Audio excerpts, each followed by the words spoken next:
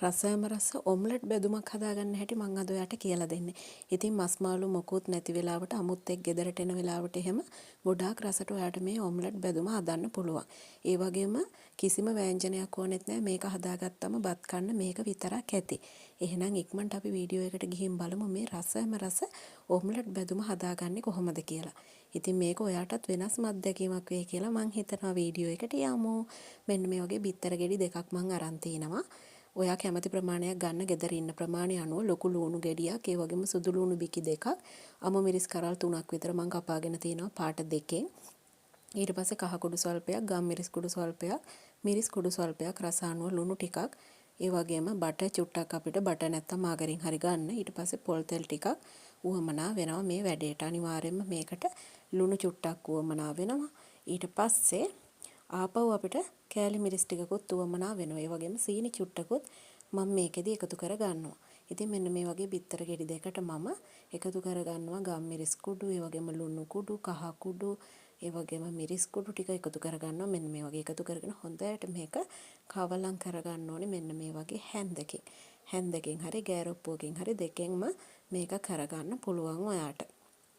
ඊට පස්සේ තෙල් ටිකක් ලිපේ තියලා අපි තෙල් එකට මෙන්න මේ ටික දා ගන්න ඕනේ. මේක දැම්ම ගමන් හැඳි ගහන්න යන්න එපා.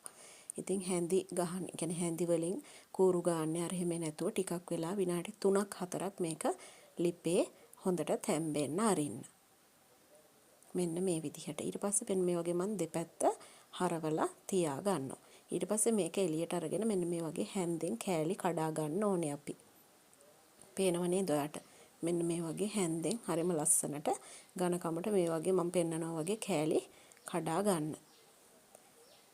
ඊට පස්සේ වෙන ඒ තාච්චියම ගන්න. ඒ තාච්චියම අරගෙන ඊට පස්සේ මෙන්න මේ වගේ බටර් ටිකක් දාලා ඒක අපි ලිපේ රත් වෙනකොට ඉක්මනට බටර් රත් වෙනවා. ඊට පස්සේ මෙන්න මේ වගේ සුදු ලුණු ටික, ඒ වගේම පාට දෙකේ අමු මිරිස් ටික, ඊට පස්සේ රට ලුණු ගෙඩිය, සුදු ලුණු බිකි දෙකත් මේ විදිහට එකතු කරගෙන මේක හොඳට මෙන්න මේ වගේ කවලම් කර ගන්නවා.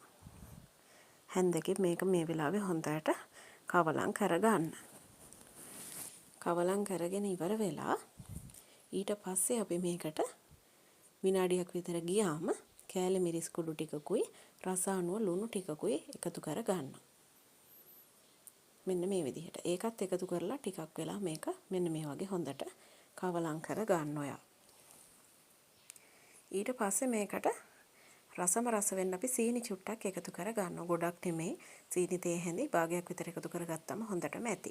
ඊට පස්සේ මේක හොඳට ටිකක් කවලම් කරගත්තාට පස්සේ මෙන්න මේ විදිහට අපි අර කඩාගත්ත ඔම්ලට් එක මේකට එකතු කර ගන්නවා. එකතු කරගෙන ඉවර වෙලා මේක කවලම් කරගන්න තමයි අපිට තියෙන්නේ. කැඩෙන්නෙත් නැහැ. ගොඩක් ඝනකමට අපි මේක හදාගෙන තියෙන නිසා. ඉතින් මෙන්න මේ විදිහට තමයි මේක හදාගන්නේ. ඉතින් හරියම රසවත් මේ ඔම්ලට් බෙදුම මස් මාළු මොකුත් නැති වෙලාවට ඔයාට මේක හදා ගන්නත් පුළුවන්. ඒ වගේම බත් කන්න වෙන මොකුත් ව්‍යංජන ඕනේ නැහැ.